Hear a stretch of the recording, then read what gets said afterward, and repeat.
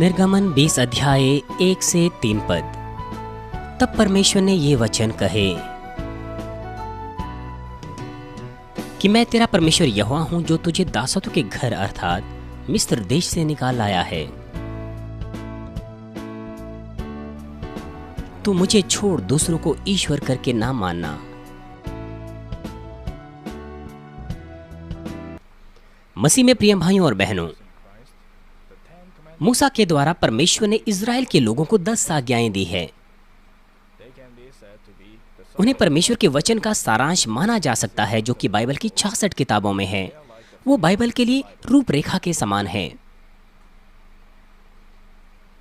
हालांकि आप बाइबल की 66 किताबों को याद नहीं रख सकते हैं, लेकिन तो भी कम से कम आप 10 आज्ञाओं को याद रख सकते हैं।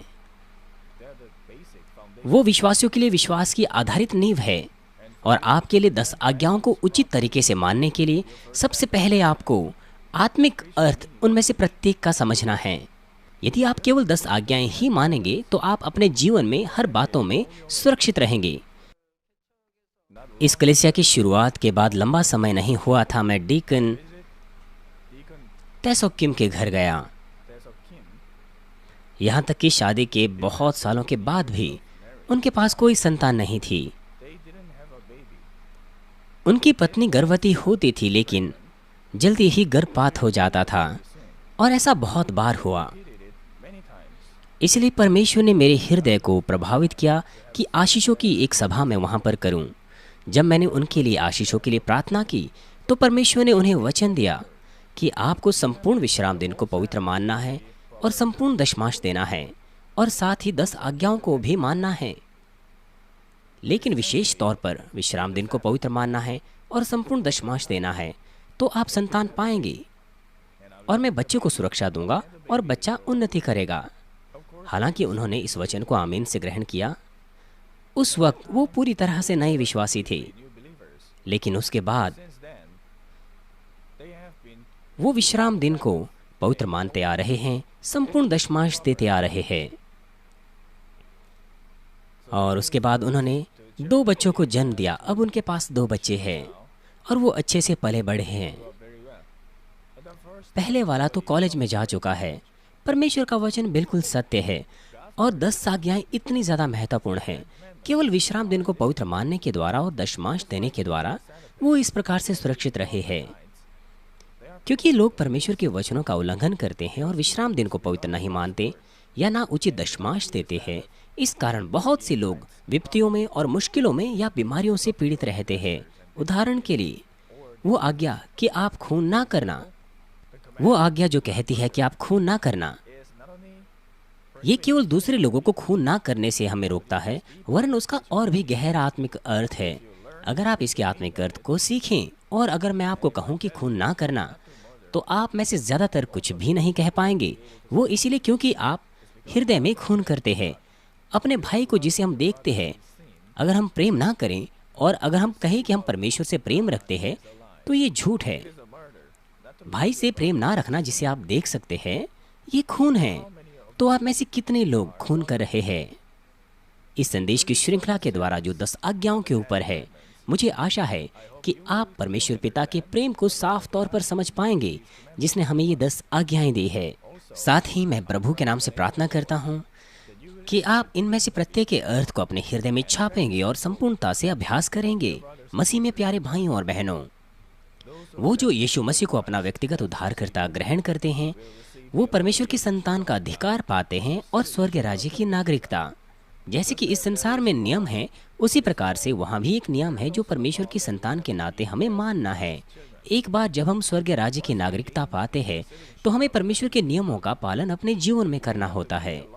केवल तभी हम अनंत आशीषों का स्वर्ग के राज्य में आनंद ले सकेंगे, और साथ ही साथ इस धरती पर भी आशीषें प्राप्त कर पाएंगे और एक संपन्न जीवन की अगुवाई कर पाएंगे। परमेश्वर का नियम जो विश्वासियों को मानना है, वो तमाम वो आज्ञाएं हैं जो 66 किताबों में बाइबल में लिखी गई है।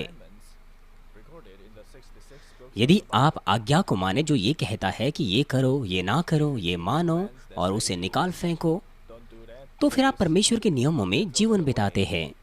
और परमेश्वर की वो संतान जो उस नियम को मानते हैं, वो परमेश्वर की सुरक्षा में रहते हैं। इसलिए शत्रु, दुष्ट और शैतान कोई परीक्षाएं और आजमाइशें उनके ऊपर नहीं ला सकते। विपरीत तौर पर परमेश्वर सुरक्षा नहीं दे पाता उन्हें जो नियम का उल्लंघन करते हैं। यहाँ तक कि जब शत्रु, दुष्ट और शैतान उन पर परीक्षाएं और पीड़ाएं लाता है, हालांकि परमेश्वर सर्वशक्तिमान है, तो भी आपको वो सुरक्षा नहीं दे पाता। क्यों? क्योंकि परमेश्वर भी नियम का पालन करता है। वो कोई तानाशाह नहीं है, वो प्रेमी परमेश्वर है और न्यायी परमेश्वर है। इसीलिए वो सुरक्षा नहीं दे सकता अगर उसके बच्चे नियम का उल्लंघन करें। साथ ही यदि आप आज्ञाओं का उल्लंघन करें, इसका मतलब यह है कि आप पाप करते हैं। इसलिए आप पाप के दास बन जाते हैं, दुष्ट के दास बन जाते हैं और अंत में आपको नरक में गिरना होगा। क्या कारण है कि परमेश्वर ने हमें आज्ञाएं दी है? वो इसीलिए नहीं कि हमें मुश्किल में डाले या बोझ के तले दबाए। वो हमारे लिए एक विस्तार पूर्वक वर्णन है कि हम स्वर्ग के राज्य में जाएं और एक आशीषित जीवन की अगुवाई करें। परंतु यद्यपि 10 आज्ञाएं ऐसी आशीषित वचन है, लेकिन तो भी वास्तविकता में कितने विश्वासी उन्हें उचित तौर पर मानते हैं? कुछ लोग विवाद करते हैं कि कैसे एक मनुष्य तमाम 10 आज्ञाओं को मान सकता है। वो कहते हैं कि अगर किसी मनुष्य के पास देह है, वो तमाम 10 आज्ञाओं को नहीं मान सकता। वो केवल कोशिश कर सकते हैं उन्हें मानने की। परमेश्वर कहता है, इसे मानो, इसे ना मानो, इसे निकाल दो, इसे करो, ना करो, पवित्र बनो, संपूर्ण बनो। वो कहता है कि पवित्र बनो क्योंकि मैं पवित्र हूँ। उसने कभी नहीं कहा कि कोशिश करो पवित्र बनने की या सिद्ध बनने की कोशिश करो। ये साधारण आज्ञाएं हैं। ये कुछ ऐसा नहीं है कि जिन्हें हमें नहीं मानना है। उसने ऐसा कभी नहीं कहा।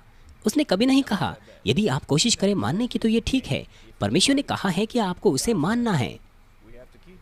पहला यूहन्ना 5:3 कहता है, और परमेश्वर का प्रेम यह है कि हम उसकी आज्ञाओं को माने। परमेश्वर हमें कहता है कि हम तमाम आज्ञाओं को माने, दोनों पुराने और नए नियम की। क्या आप परमेश्वर से प्रेम करते हैं? और उसकी आज्ञाएं भारी नहीं। क्या अर्थ है इसका? वो ज्योति है, वो बोझ नहीं है। उसकी आज्ञाओं को मानना, ये आसान है उन्हें मानना। वो प्रमाण कि हम परमेश्वर से प्रेम करते हैं, वो उसकी आज्ञाओं को मानना है अपने जीवन में। ये कहता है कि परमेश्वर की आज्ञाएं हमारे लिए मानना मुश्किल नहीं है। यहाँ तक कि इस संसार में भी यदि आप किसी से प्रेम रखते हैं तो उस व्यक्ति के साथ रहना आपको अच्छा लगता है। इसीलिए यहाँ तक कि ठंडी सर्दी में भी आप ठंडा नहीं महसूस करते जब आप साथ रहते हैं। और अगर आप किसी से अगर वास्तविकता में प्रेम रखते हैं, अगर वो आपसे कुछ कहता है तो आप आनंद से उसके लिए उस काम को करते हैं, चाहे वो मुश्किल ही क्यों ना हो। यहाँ तक कि अगर आपको अपने आप को बलिदान भी करना पड़े तो आपको वो मुश्किल नहीं लगता। बजाय इसके आप खुश होते हैं कि आप कम से कम उसके लिए कुछ कर पा रहे हैं जिससे आप प्रेम रखते हैं। और साथ ही साथ अगर आप दूसरे व्यक्ति को खुश देखते हैं तो आप भी खुश होगे। अगर आप सचमुच परमेश्वर से प्रेम रखते हैं तो उसकी आज्ञाओं को मानना बिल्कुल भी मुश्किल नहीं होगा। हम आनंद से उन्हें मानेंगे। आप परमेश्वर को प्रेम नहीं करते थे क्योंकि आप नहीं जानते थे कि परमेश्वर कौन है। लेकिन मानवीन में आने के बाद क्रूस के संदेश के द्वारा आप जान पाए कि परमेश्वर कौन है। वो हमारी दोनों आत्मा और देह का पिता है। उसने हमें हमारी आत्मा दी है और वो प्रेम का पिता है जिसने हमें बचाया है। हम जो नाश के लिए नियुक्त थे, अपने इकलौते पुत्र का बलिदान करने के द्वारा। और साथ ही साथ वो हमारी देह का भी पिता क्यों है? हालांकि आपके माता पिता ने आपको जन्म दिया है और आप अपने पिता के शुक्राणु और अपनी माँ के अंडाणु के द्वारा बने हुए हैं, लेकिन वो जिन्होंने इस जीवन के बीज को दिया है वो हमारा परमेश्वर है। इसीलिए मूल तौर पर परमेश्वर हमारी देह का भी पिता है। परमेश्वर वो है जो हमें बीज देता है, शुक्राणु और अंडाणु बच्चे को पैदा करने के लिए। और साथ ही साथ उसने अपने इकलौते पुत्र का बलिदान कर दिया कि हमें बचाएं। और उसने स्वर्ग का राज्य तैयार किया है और हमें कह रहा है कि हम वहां आएं। कैसे हम ऐसे भले परमेश्वर को त्याग सकते हैं और ऐसे काम कर सकते हैं जो वो हमें ना करने को कहता है, और जो हमें वह रखने को कहता है, मानने को कहता है, हम उसे नहीं मानते। हमें परमेश्वर के इस अनुग्रह को नहीं भूलना चाहिए।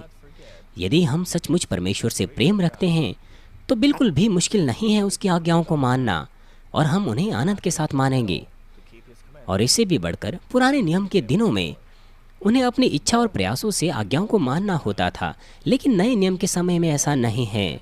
हमारे पापों को माफ करने के लिए पाप रहित यीशु प्रायश्चित का बलिदान बन गया और वो क्रूस पर मरा कि हमारे तमाम पापों से हमें मुक्ति दें। इसीलिए जो कोई भी इस पर विश्वास करता है और यीशु मसीह को ग्रहण करता है, वह अपने हृदय में पवित्र आत्मा पाता है और वह पवित्र आत्मा से मदद प्राप्त कर सकता है। पुराने नियम के दिनों में ये आसान नहीं था, क्योंकि लोगों को अपने प्रयासों से पाप के विरोध में संघर्ष करना होता था, और साथ ही अगर वो पाप करते थे तो अपने पापों की क्षमा के लिए उन्हें जानवर को बलिदान करना पड़ता था। लेकिन नए नियम के दिनों में हमारे प्रभु ने एक ही बार हमारे पापों से हमें मुक्ति दे दी है और हमें पवित्र आत्मा दिया है। इसलिए बिना पाप किए हुए हम जीवन व्यतीत कर सकते हैं। जब हम गहराई से परमेश्वर पिता के प्रेम का एहसास करते हैं, जिसने अपने इकलौते पुत्र को दे दिया, और पवित्र आत्मा की ताकत पाते हैं, तो हम ऐसी चीज़ों को भी मान सकते हैं जिन्हें हम वास्तविकता में केवल अपने प्रयासों और इच्छा से नहीं मान सकते। इसीलिए अगर आप कहते हैं कि परमेश्वर की आज्ञाओं को मानना मुश्किल है और तो भी पाप में रहते हैं, उसकी आज्ञाओं को मानने की कोशिश भी नहीं करते, तो हम कह नहीं सकते कि आप परमेश्वर से प्रेम रखते हैं और आपके पास सच्चा विश्वास है। इसीलिए पहला यूहन्ना 1:6 में लिखा है कि यदि हम कहें कि उसके साथ हमारी सहभागिता है और फिर भी अंधकार में चले, तो हम झूठे हैं और सत्य पर नहीं चलते। हम झूठ बोलते हैं और सत्य का अभ्यास नहीं करते। अगर आप कहते हैं कि आप परमेश्वर पर विश्वास करते हैं, उससे प्रेम रखते हैं और फिर अंधकार में चलते हैं, तो आप झूठ बोलते हैं और सत्य का अभ्यास नहीं करते। अगर आप बुराई करते हैं, परमेश्वर की आज्ञाओं का उल्लंघन करते हैं और असत्य के काम करते हैं, और तो भी अगर आप कहें कि आप परमेश्वर पर विश्वास करते हैं और आपकी उसके साथ सहभागिता है, तो यह झूठ है। आप झूठ बोलते हैं और सत्य का अभ्यास नहीं करते। इसका मतलब यह है कि आप परमेश्वर के वचन का अभ्यास नहीं कर रहे हैं। यदि आप सचमुच परमेश्वर से प्रेम रखते हैं, तो कैसे परमेश्वर से आप सुरक्षा नहीं पाएंगे? आप हर बातों में सुरक्षा में रहेंगे। कैसे आपके व्यवसाय में समस्या है? ऐसा कभी नहीं होगा। अगर सर्वशक्तिमान परमेश्वर आपको सुरक्षा दे रहा है, तो ऐसा कैसे हो सकता है? परमेश्वर ने दोनों पुराने और नए नियम में बहुत बार हमें बताया है कि वो चंगा करने वाला परमेश्वर है जो हमें चंगा करता है। लेकिन ये इसीलिए है क्योंकि हम सत्य का अभ्यास नहीं करते। और साथ ही पहला यूहन्ना 2:4 कहता है, जो कोई यह कहता है कि मैंने उसे जान लिया है और उसकी आज्ञाओं को नहीं मानता, वह झूठा है और उसमें सत्य नहीं। आप क्यों इतने अच्छे से झूठ बोलते हैं? तो फिर आप क्या कहेंगे? ओह सीनियर पास्टर, मैंने झूठ नहीं बोला। आप ऐसा इसीलिए कह सकते हैं क्योंकि आप नहीं जानते कि इसका आत्मिक अर्थ क्या है। वो जो ये कहता है कि मैंने उसे जान लिया है और उसकी आज्ञाओं को ना माने, तो वह झूठा है और उसमें सत्य नहीं है। यदि आप परमेश्वर को जानते हैं और उसके साथ सहभागिता है, और यदि आप उसे प्रेम रखते हैं, तो आप उसकी आज्ञाओं को मानेंगे। क्योंकि आप उन्हें नहीं मानते, तो यह झूठ है। अगर आप कहते हैं कि आप उसे जानते हैं, उस पर विश्वास करते हैं या उससे प्रेम रखते हैं, और उसमें सत्य नहीं है। यदि आपके अंदर सत्य है, यदि आपने आत्मा अपने अंदर जोत ली है, तो आप परमेश्वर की आज्ञाओं को मानेंगे। ज्ञान के तौर पर आपके सिर में यह हो सकता है, लेकिन आपके हृदय में नहीं है। यदि आपने इसे अपने हृदय में जोत लिया है, तो आप मानेंगे। यदि आप कुछ आज्ञाओं को नहीं मानते, इसका मतलब यह है कि आपके पास वो केवल ज्ञान के तौर पर है। इसलिए यहाँ पर लिखा है कि सत्य उसमें नहीं है। प्रकाशित वाक्य 21:27 यह हमें नए यरूशलेम की महिमा के बारे में बताता है। यहाँ पर लिखा है कि वो जो झूठ का गढ़ने वाला है, वो वहाँ नहीं जा सकता। यदि आप इसके आत्मिक अर्थ को जानते हैं, तो आपको अचंभा नहीं होगा। वो जो झूठ बोलते हैं, वो वहाँ नहीं जा पाएंगे। तो यहाँ पर झूठ बोलने वाले का क्या अर्थ है? आप कहते हैं कि आप परमेश्वर से प्रेम रखते हैं, उस पर विश्वास करते हैं, उसके साथ सहभागिता रखते हैं, तो भी अगर आप उसकी आज्ञाओं को ना माने, तो आप झूठे हैं। प्रकाशित वाक्य 21:27 यह हमें नए यरूशलेम की महिमा के बारे में बताता है कि वो जो झूठ का गढ़ने वाला है, वो नए यरूशलेम की महिमा में नहीं जा सकता। क्या अब आप समझ पाए हैं? ऐसा नहीं कि झूठा स्वर्ग के राज्य में नहीं जा सकता, लेकिन वो नए यरूशलेम में नहीं जा सकते। वो पूरी तरह से अलग अलग है। अगर परमेश्वर का वचन सत्य आप में है, स्पष्ट तौर पर आप पाप नहीं करेंगे। आप वचनानुसार जीवन बिताएंगे। लेकिन अगर आप कहते हैं कि परमेश्वर पर विश्वास करते हैं और आज्ञा ना माने, तो इसका मतलब यह है कि आपके अंदर सत्य नहीं है और परमेश्वर के सम्मुख आप झूठ बोलते हैं। इसी प्रकार से परमेश्वर की आज्ञाएं, विशेष तौर पर 10 आज्ञाएं, वो हमारे लिए आवश्यक है और हम उन्हें मानने के योग्य है। आइए अब हम सबसे पहले पहली आज्ञा को देखिए। आज का पाठ निर्गमन 20 अध्याय 1 से 3 पद कहता है, तब परमेश्वर ने ये सब वचन कहे कि मैं तेरा परमेश्वर यहोवा हूँ, जो तुझे दासत्व के घर अर्थात मिस्र देश से निकाल लाया हूँ। तो मुझे छोड़ दूसरों को ईश्वर करके ना मानना। यहाँ पर तू ना केवल मूसा या इज़राइल के लोगों को दर्शाता है जिनको ये संदेश दिया गया था, वरन परमेश्वर के तमाम संतानों को जो प्रभु के नाम से बचाए गए हैं आज। जिस प्रकार से वो परमेश्वर है जिसने इज़राइल के लोगों को मिस्र में दासत्व से बचाया था, महान चिन्हों और चमत्कारों को प्रकट करने के द्वारा, तो ये भी पिता परमेश्वर है जिसने आपको बचाया, जो कि इस संसार में पाप के दासत्व में थे, जो नाश में गिरने वाले थे। इसीलिए अवश्य ही हमारे पास हमारे परमेश्वर पिता को छोड़ कोई और परमेश्वर नहीं होना चाहिए। प्यारे भाई और बहनों, केवल एक ही परमेश्वर सर्वशक्तिमान और सच्चा परमेश्वर है। वो स्वर्ग और धरती का रचयिता है और इसमें सब बातों का, और केवल परमेश्वर ही है जो सब बातों को नियंत्रित करता है, पूरे विश्व को, मनुष्यों के इतिहास को, जीवन मृत्यु, मनुष्यों के भाग्य अभाग्य को, जो हमें सच्चा और अनंत जीवन देता है। रोमियो 1 अध्याय 20 पद कहता है, क्योंकि उसके अनदेखे गुण अर्थात उसकी सनातन सामर्थ्य है और परमेश्वरत्व जगत की सृष्टि के समय से उसके कामों के द्वारा देखने में आते हैं, यहाँ तक कि वे निरुत्तर है। क्या परमेश्वर की सनातन सामर्थ्य और परमेश्वरत्व हमारी आंखों से दिखता है? नहीं। परमेश्वर की मूल सामर्थ्य और उसका परमेश्वरत्व और उसकी सामर्थ्य वो आपकी आंखों के द्वारा दिखाई नहीं देती, लेकिन तो भी यह मुझ में से निकलती हैं, आपके पास आती हैं, आपको चंगा करती है। बहुत से लोग संसार भर से वो चंगे हो जाते हैं समय और दूरी को मिटाते हुए, यदि वो विश्वास के द्वारा प्रार्थना ग्रहण करते हैं, यद्यपि दिखाई नहीं देती। अगर आप तमाम बातों को देखते हैं तो आप देख सकते हैं कि परमेश्वर की सनातन सामर्थ्य और परमेश्वरत्व देखने में आते हैं। इसीलिए कोई बहाना नहीं बना पाएगा अंतिम न्याय के दिन कि उसने परमेश्वर पर विश्वास नहीं किया, क्योंकि वो नहीं जानता था। जब हम इस संसार में तमाम बातों को देखें तो हम एहसास कर सकते हैं कि एक सृष्टिकर्ता है और केवल एक ही परमेश्वर सृष्टि करता है। उदाहरण के लिए, जैसे कि अक्सर मैं आपको कहता हूँ, हम केवल इन चीज़ों को देखने के द्वारा एहसास कर सकते हैं कि इस धरती पर तमाम मनुष्यों की आधारित ढांचे और उनका आकार एक प्रकार का है। आप तर्कवादी होकर सोच सकते हैं, मनुष्यों, पक्षी या जानवर, वो सब के सब मुंह से खाते हैं, पेट के द्वारा आंतों में चला जाता है और फिर पीछे से गंदगी बाहर निकलती है। क्या आपने कभी किसी जानवर या पक्षी को पीछे से खाते हुए देखा है और मुंह से गंदगी निकालते हुए? सबके साथ एक समान है, चाहे वो अफ्रीकन हो या एशियन हो। हम सबके पास 2 आंखें हैं, 2 कान हैं और एक नाक है और एक मुंह है। यहाँ तक कि जगहें कान, आंख और मुंह की भी एक समान है। ये ना केवल मनुष्यों में ही एक समान है, वरन जानवरों में भी। यहाँ तक कि हाथी, उसके भी एक ही नाक और 2 नथुन हैं। लंबी सूंड होने का मतलब यह नहीं कि उनके 4 नथुन होंगे। यहाँ तक कि हाथी जिसकी लंबी सूंड है उसकी भी 2 ही नथुन है। खरगोश या शेर, उनकी तमाम एक प्रकार की कार्यप्रणाली है। उनके 2 आंख, कान, नाक मनुष्यों के समान हैं। असंख्य पशु, पक्षी, यहाँ तक कि मछलियाँ, कीड़े मकोड़े, उनके भी एक ही प्रकार के ढांचे और एक ही प्रकार की कार्यप्रणाली है। हालांकि उनमें थोड़ा थोड़ा अंतर है उनकी जाति के अनुसार, लेकिन तो भी ये सब बातें हमें बताती है कि एक ही परमेश्वर है और परमेश्वर ने बड़े तालमेल से हमें रचा है। आप मछलियों को देखिए, जो इस वक्त उनका आकार है वो सबसे बेहतर आकार है कि वो पानी में तैर सकें, और परमेश्वर ने उन्हें उस प्रकार से रचा है। और अब मनुष्यों ने भी जहाज उन्हीं के आकार के समान बनाए हैं।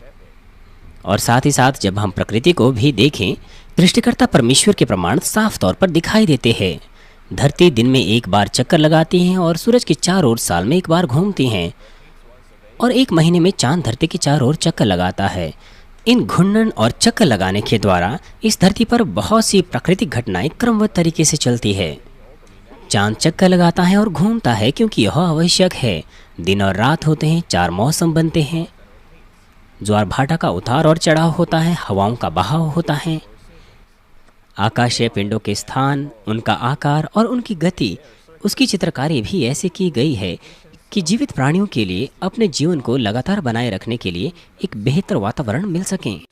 सूरज और चांद के बीच की अभी की दूरी बिल्कुल उचित है। यह ना तो अभी से दूर होनी चाहिए, ना नज़दीक। इस सबसे उचित दूरी पर अमापनीय समय से धरती चक्कर लगा रही है, घूम रही है, बिना किसी एक भी त्रुटि के। अगर वो मुझसे प्रमाण मांगे तो मेरे पास बहुत है। मैं उन्हें बहुत से प्रमाण दे सकता हूँ कि परमेश्वर सर्वशक्तिमान है और जीवित है। मोहन मीठे पानी में ताज़े पानी की मछलियाँ और समुद्र के पानी की मछलियाँ साथ मिलकर रहती हैं। अंधे देखने लगते हैं, बहरे सुनने लगते हैं। मैं प्रमाणित कर सकता हूँ बाइबल की चीज़ों को। बादल बाहर निकलते हैं, गायब होते हैं, तारे चलने लगते हैं। हम उन्हें प्रमाणित कर सकते हैं। मैं बाइबल की चीज़ों को प्रमाणित कर सकता हूँ कि परमेश्वर सर्वशक्तिमान है और वो रचयिता है और बाइबल सत्य है। मैंने बहुत से मरे हुए लोगों को जिंदा किया, बहुत सी बीमारियों को चंगा किया। सृष्टिकर्ता परमेश्वर ने सब कुछ बनाया है, अपनी सामर्थ्य से वो सब कुछ चलाते हैं। क्योंकि हमारे पास इस प्रकार के साफ प्रमाण हैं, इसीलिए अंतिम न्याय के दिन कोई बहाना नहीं बना पाएगा। इसका मतलब यह नहीं कि वो नहीं कह पाएंगे कि मैं परमेश्वर को नहीं जानता था। साथ ही साथ हमारी कलीसिया के सदस्य हमेशा ऐसे प्रमाणों को देखते हैं जो बिल्कुल साफ है। आप हमेशा सुनते और देखते हैं कि असंख्य लोग आशीष और उत्तर प्राप्त कर रहे हैं उस सामर्थ्य के द्वारा जो प्रभु के नाम से प्रकट होती हैं। आप स्वयं उसको अनुभव कर रहे हैं। यद्यपि आप पहले अर्थ रहित ईश्वरों की आराधना करते थे, बहुत सी मुश्किलों में रहते थे, लेकिन केवल सर्वशक्तिमान परमेश्वर के पास आने के द्वारा, केवल उस पर निर्भर रहने के द्वारा परमेश्वर ने आपसे मुलाकात की, आपको आराम दिया। प्यारे भाई और बहनों, मनुष्य के इतिहास में हम कुछ लोगों को देख सकते हैं जिन्होंने केवल एक सृष्टिकर्ता परमेश्वर के अस्तित्व का एहसास किया और केवल उसी का अनुसरण किया, हालांकि उन्होंने कभी सुसमाचार नहीं सुना। मेरे शारीरिक पिता ने भी परमेश्वर के अस्तित्व का एहसास किया, यहाँ तक कि बारिश पर भी, क्योंकि वे विश्वास करते थे कि बारिश परमेश्वर देता है। यहाँ तक कि अविश्वासी भी बारिश होने पर बड़ी सावधानी के साथ बातचीत करते थे। हालांकि उनके हृदय साफ नहीं थे। उन्होंने इस ईश्वर से, उस ईश्वर से प्रार्थना की, बहुत से ईश्वरों की सेवा की, लेकिन जिनके हृदय साफ थे, धर्मी थे, उन्होंने केवल एकमात्र सृष्टिकर्ता परमेश्वर का भय माना। हालांकि वो परमेश्वर के बारे में ज़्यादा नहीं जानते थे। उदाहरण के लिए जोसन वंश के शिनशिनली, वो हमेशा सही मार्ग पर चले। वो विश्वास योग्य थे और ईमानदार थे अपने सब कामों में और केवल एक परमेश्वर की आराधना की। वो परमेश्वर के बारे में नहीं जानते थे, ना ही प्रभु के बारे में, लेकिन उसने ना तो ओझाओं की या अर्थ रहित ईश्वरों की आराधना की। अपने भले विवेक से वो केवल स्वर्ग पर नजर करता था और सृष्टिकर्ता परमेश्वर का भय मानता था। जो इस तरह से परमेश्वर का भय मानते थे, हालांकि उन्होंने परमेश्वर की आज्ञाओं को नहीं सुना, उन्होंने धर्म के मार्ग पर चलने की कोशिश की और भलाई और सत्य में जीवन जीने की कोशिश की। परमेश्वर ने इस तरह के लोगों को बचाने के लिए मार्ग खोला और ये विवेक का न्याय है। रोमियो 2 अध्याय 14 से 15 पद कहता है, फिर जब अन्य जाति जिनके पास व्यवस्था नहीं, स्वभाव ही से व्यवस्था की बातों पर चलते हैं, तो व्यवस्था उनके पास ना होने पर भी वे अपने लिए आप ही व्यवस्था है।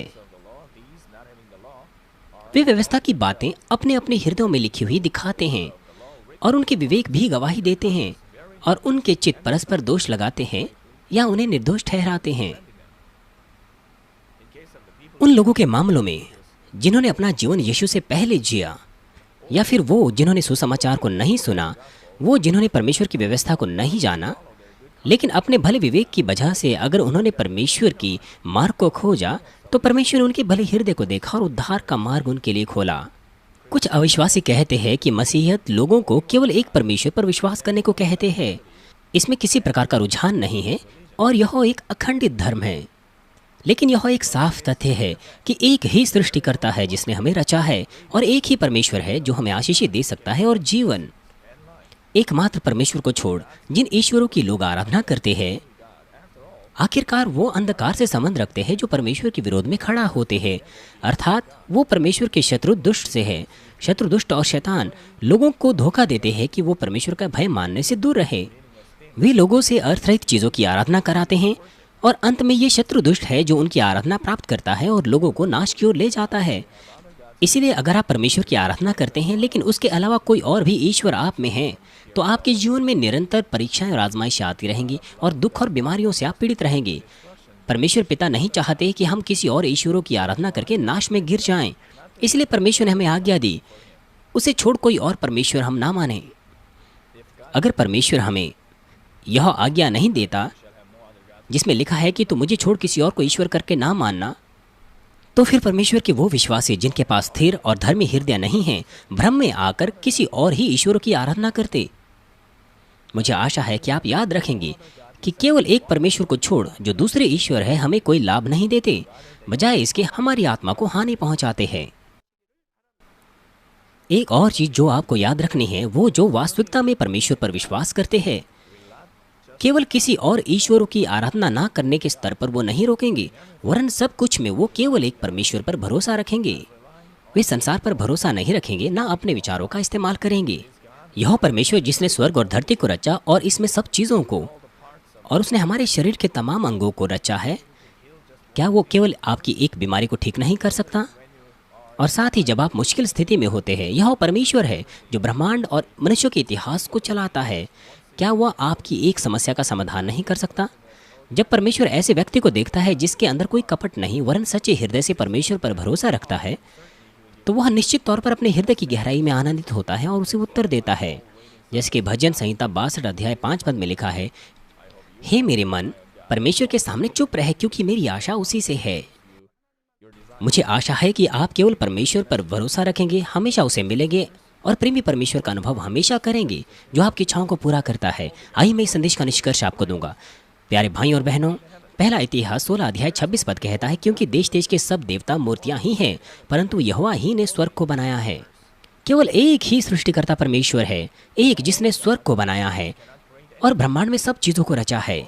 वरन लोगों के तमाम ईश्वर वो कुछ नहीं बना सकते, केवल परमेश्वर ही कर सकता है। इसीलिए आप वही अनुभव भी करते हैं। मरे हुए नर्वस वो जीवित होते हैं, मरी हुई कोशिकाएं जीवित होती है, टूटी हुई हड्डियां फिर से जुड़ जाती है, लोग दृष्टि पाते हैं, बहरे और गूंगे फिर से सुनने और बोलने लगते हैं, बुरी दृष्टि भली में बदल जाती है और सामान्य दृष्टि में बदल जाती है। हमारे सैकड़ों सदस्य इसका अनुभव करते हैं। केवल सृष्टिकर्ता परमेश्वर ही इसे कर सकता है। लोगों के दूसरे कोई भी ईश्वर ऐसे कामों को नहीं कर सकते। और यदि कोई इन कामों की निंदा करता है जो मैं परमेश्वर की महिमा के लिए करता हूँ, क्योंकि ये सारी की सारी चीज़ें पवित्र आत्मा की सामर्थ्य के द्वारा होती हैं, तो वे एक ऐसी महान पाप की दीवार खड़ी कर रहे हैं। इसीलिए आपके परिवारों में से कोई एक ऐसा करता है, आपको उनके लिए बहुत सी प्रार्थनाएं करनी हैं। इजरायलियों के लोगों ने केवल एक परमेश्वर के बारे में सीखा जिसने स्वर्गों को बनाया और असंख्य चमत्कार के कामों का अनुभव लिया। जैसे जैसे समय गुजर गया, वो मूर्तियों के पीछे चले गए और परमेश्वर को छोड़ दिया, क्योंकि अन्य जातियों के ईश्वर उनकी दृष्टि में अच्छे लगे। उन्होंने परमेश्वर की भी आराधना की, लेकिन उसी वक्त उन्होंने अन्य जातियों के ईश्वरों की भी आराधना की। और परिणाम क्या हुआ? कुछ लोग परमेश्वर की आराधना करते हैं, चर्च आते हैं, फिर वापस घर चले जाते हैं, फिर भाग्य बताने वालों के पास चले जाते हैं। और साथ ही कुछ लोग सभी की आराधना करते हैं, और अगर वो गर्भवती होती हैं तो उनमें से ज़्यादातरों के बच्चे अपंग होते हैं। ये परमेश्वर के श्राप के कारण है। उन्हें आजमाइशों से और मुश्किलों से हर वक्त गुजरना पड़ता है, और जब वो उसे सह नहीं सकते तब वो पश्चाताप करते हैं और परमेश्वर के सामने आते हैं। परमेश्वर दया और कृपा से भरा हुआ है, उन्हें ग्रहण करता है, हर बार उन्हें क्षमा करता है और उनके जीवन से मुश्किलें दूर ले जाता है। लेकिन मुझे आशा है कि आप मूर्ख होकर इन गलतियों को बार बार नहीं दोहराएंगे इजरायलियों के लोगों के समान, क्योंकि आपने देखा है, जीवित परमेश्वर के प्रमाणों का असंख्य अनुभव लिया है। इसलिए अपना मन बनाएं और केवल अब एक ही परमेश्वर की आराधना करें जिसने सब चीज़ों को रचा है, सब चीज़ों को चलाता है। और साथ ही मैं आपसे विनती करता हूँ कि आप इतने साहसी बने कि आप केवल एक सच्चे परमेश्वर की गवाही दें जहाँ कहीं भी आप क्यों ना जाएं। इसलिए मैं प्रभु के नाम से प्रार्थना करता हूँ कि परमेश्वर आपसे प्रेम रखेगा, भरोसा रखेगा, और साथ ही साथ आपको वो इस धरती पर और स्वर्ग के राज्य में बहुतायत की आशीषों का आनंद कराएगा अपनी संतान होने के नाते।